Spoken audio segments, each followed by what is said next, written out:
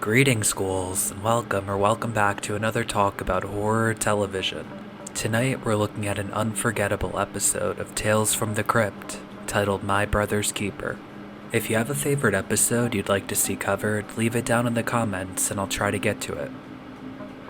We meet conjoined twins, Frank and Eddie, who have difficulty seeing eye to eye on just about everything. The pair are attached at the hip, but their attitudes couldn't be any different. Eddie is sick to death of their condition, while Frank wishes his brother would just learn how to accept it. Frank loves his brother, but he's frequently put in uncomfortable situations to appease him, and vice versa. Like tonight, when Eddie conned him into going out to a bar, when Frank wanted to just stay home and read. However, tonight is a special night. Frank meets a charming lady named Marie, who also reads at the bar. They're even reading the same series. What are the chances? Only a second later, Eddie butts in and aggressively hits on Marie. Frank has to apologize for his brother's actions frequently. Eddie is a terrible brother, as his only wish of being free is squashed by the safety concerns his brother has. It's a tough choice. Should they risk their lives to separate themselves? That's what the episode is trying to figure out.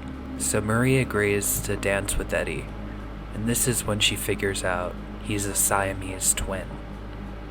She leaves quickly, and the entire bar stares down the twins in shock. We cut to the two lads at a doctor's appointment where they ask the doctor about their options. They find out that they have a 50-50 chance of being able to separate themselves and live. Eddie is completely on board with the risk of surgery, and he signs the medical release immediately. When it comes to Frank, he isn't comfortable with the 50% chance of dying. This leads to a series of arguments and buffoonery between the twins. At first, Eddie does everything he can to convince his brother that freedom is worth the risk, but things escalate, and it becomes an all-out war. There's several instances Eddie almost cuts them apart himself. Frank gets a ring from Marie, who invites him to the symphony on Friday. And then we cut to Friday, and Eddie is being non-compliant. He's refused to bathe for a week, and he's wearing filthy, skanky pajamas to a black tie event. He's really sticking it to him. Surprisingly, Marie and Frank have a splendid time, despite all the efforts of the jerk Eddie. For example, Eddie's getting shithoused off booze, and since the twins share a bloodstream, it intoxicates Frank. The final straw for Marie is when Frank asks her to marry him, while a dominatrix is whipping his twin in the bed next to him. The two ladies go to the bedroom, and we figure out that she's in on it. They're both sex workers paid by Eddie. Marie is there to manipulate Frank to sign the medical release. She leaves, stating it's too bizarre for her, and this upsets Frank a lot. The twins get in a fist fight, and it gets pretty ugly. Ouch. I can only imagine where this one's going at this point. They beat the crap out of each other, and the release form comes out. And just as Frank's about to sign it, Marie walks in and confesses. She tells him not to sign that release. She tells him she was hired. But you guys aren't gonna believe this twist. So you never really cared about me? Well, I wasn't supposed to, but I fell in love with you, Frank. You did. I mean, I don't know if you can forgive me. But if that proposal still stands... Oh, it does. Oh, okay. It does. I'll marry you, Frank, just the way you are. I don't want you to have that operation. It's too risky. I don't want to lose you. Oh, Marie. We'll build a little house for the three of us. How do you feel about the kids? Now, I'll never get rid of them. Darling? I felt you stiffen. Am I rushing things? Whoa.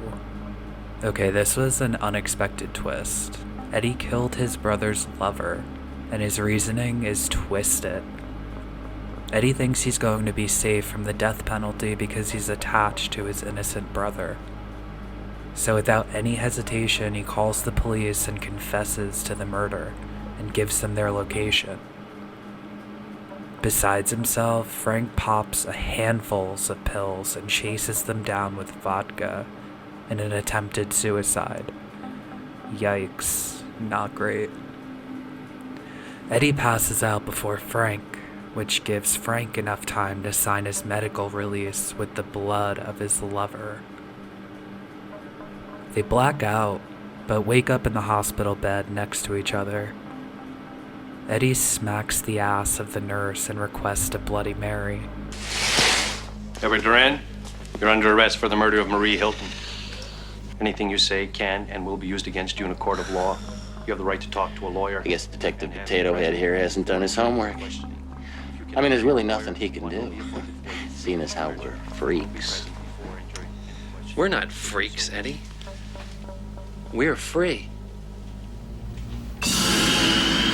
Or at least, I am. Hey, you're over there! Oh, did I? Nice, so the tables turned pretty radically in this one. I really love it. I'll rate this one a 9.5 out of 10 for the series. It gets a half point off because it's a slow burn, but wow, the ending is really good and wild.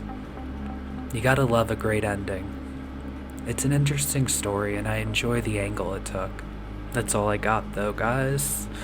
I'm very busy with school these days, so I'm probably dropping down my videos to every other week on either Saturday or if I'm really running late, Sunday.